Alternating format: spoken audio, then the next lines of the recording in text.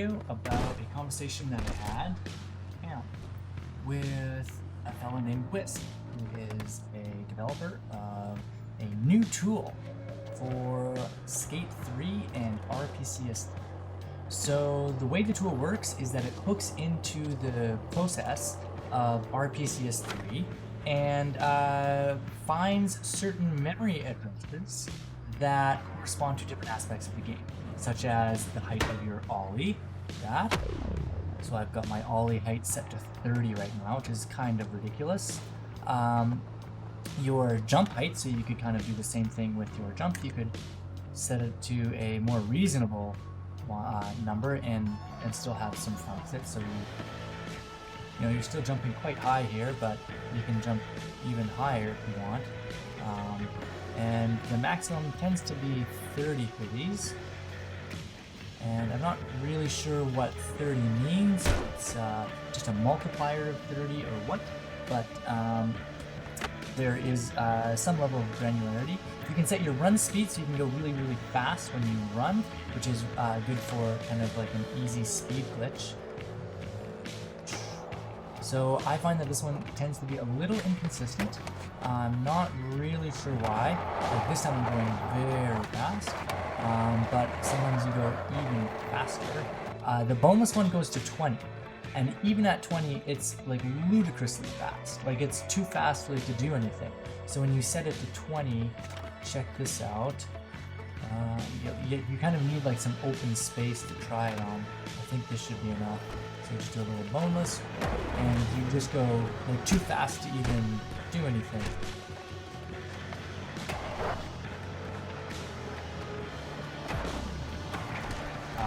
Good enough. So Wispp is Finnish, I learned, or at least Finnish is his native language. His English was quite good. He had very little difficulty communicating. So we met on the Skate 3 modding Discord server. So I'm going to leave some links in the video description to Wispp's YouTube channel, so you can use that to gain access to his Discord server. So the program has been written in C++, and there are two other people who are helping Wispp with this project. So those people are Wasps and Rumplehatter. So Wasps and Rumplehatter are responsible for finding the offsets that correspond to the different memory addresses, and Wispp is the one who's packaged it up into a C++ program. So the three of them have been working on this for about 1 month, and I must say, for a project that is as young as 1 month, it is quite polished and functional. Now, there's certainly bugs and the software doesn't work perfectly, but it seems to be under active development. They're on version 4, even though they've only been working on it for 1 month. From what I understand, there is a new version which addresses a lot of the bugs and introduces a few new features. So stay tuned to Wispp's YouTube channel so that you can stay up to date with respect to his project. So one of the questions that I asked Wispp was whether or not he had heard of any similar projects. Are you aware of any other projects that have existed before this? Because I don't know if I know of any Skate 3 modding community before this one. He mentioned that there was an Xbox 360 mod for Skate 3, and it worked quite well and people did use it. And they did use a lot of those ideas to get their project started.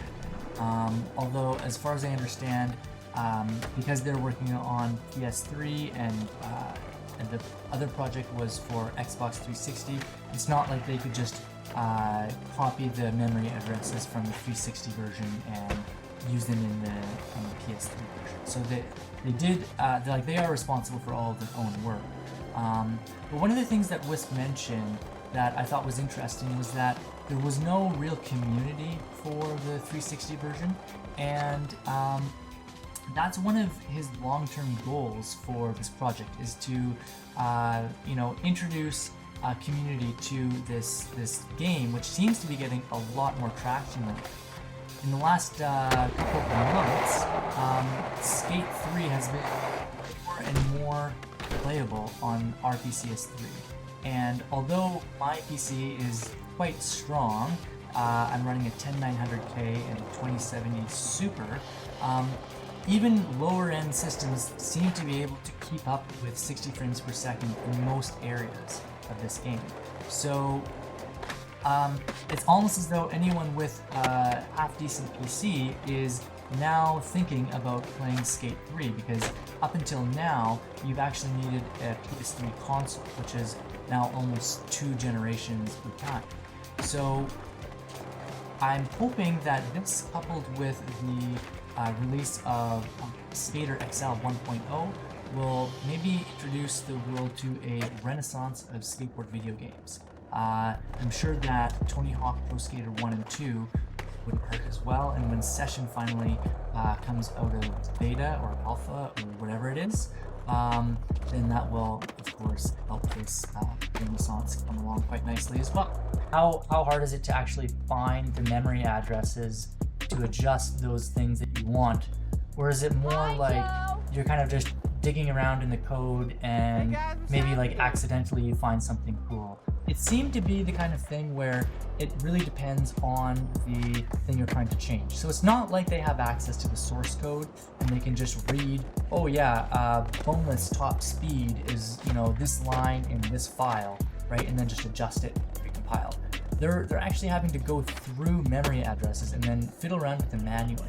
So it's quite a lot of work, but it happens that a lot of these memory addresses are sort of tied to each other. So once you kind of know one, then it may help you find another one that's kind of related to it. So I don't think that you can really count on just, you know, feature requests and having things just granted like that. But anytime they do find something new, then they'll do their best to update it and you know, make it known in the community that there's a new way to mod your game. I did ask kind of a little more directly if there was any, you know, solid long-term goals, and Wispp said that, you know, the main goal is just to have a robust system that has a good design, is easy to use, and is just full of tons of cool features. So I think that at this point, the roadmap is just to keep tinkering and make it cool. I mean, already it's quite a good little system. It's being updated regularly, so yeah, I would highly recommend checking out this Discord and figuring out how to get this thing to run. I mean, it's actually quite straightforward. All you do is open up the game, and once you're actually skateboarding in the game, then you're not in a menu or anything like that, then you open up the mod tool, and then you just get this little window here, and everything is accessible through the arrow keys. Yeah, check out their Discord, try this program out. I really hope that you know, we're kind of at the beginning of a skateboard renaissance, or skateboard video game renaissance at least. But I also just want to take this moment to thank Wispp for his time, not only for letting me interview him, but also just for all the hard work that he's been doing. Remember that he's doing this free of charge. You do not have to pay for this mod, at least not as of yet. I would imagine that it would remain free. It would be curious to know if this would become open source, but that's a topic for another discussion. Yeah, anyways, I'm just gonna fiddle around a little bit. I also just finished editing the majority of this, and I realized that when I was talking, my microphone was the RTX Voice, which I often do when I'm like live streaming and I have a fan on in the background. Yeah, I'm sorry about the poor audio. But anyways, here's some Skate 3 modded, and take care. I'll see you next time.